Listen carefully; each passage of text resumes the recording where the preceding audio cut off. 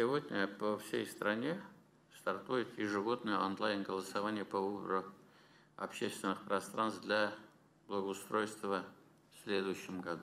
Какие объекты отремонтировать, решат сами татарстанцы. Все, что для этого нужно, войти на сайт Госуслуг Республики и проголосовать за парки, скверы или дворы. Объекты, набравшие наибольшее количество голосов, будут благоустроены уже в следующем году. Обязательно. Мы же здесь живем. Очень люблю свой город и хочу, чтобы он был краше и краше. Нет, раньше не голосовали. Но обязательно будем голосовать. На совещании в Доме правительства Рустам Минниханов призвал татарстанцев принять в голосовании активное участие.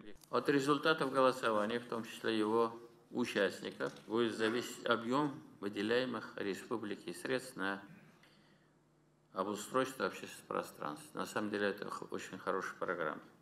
Очень надеюсь, что эта работа будет качественно реализовано. В прошлом году свои голоса отдали 207 тысяч татарстанцев. По результатам в этом году благоустроят 45 парков, бульваров и скверов по всей республике. Водоем в Парке Победы в Казани, парк Прибрежный в Челнах, сквер Алтынова в Зеленодольске и много других. И 200 дворов. Наш двор отремонтировали. Будем за следующий двор голосовать, чтобы там тоже сделали все нормально.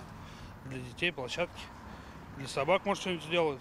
Обязательно зайду на сайт, посмотрю, ознакомлюсь. Очень бы хотелось новую детскую площадку для детей. Надо детские площадки обустроить.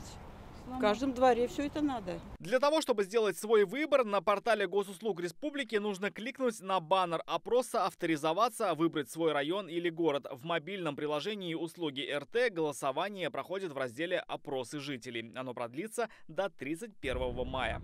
Рамиль Шайдуллин, Владимир Гурьянов, Адель Миндубаев, ТНВ, Казань.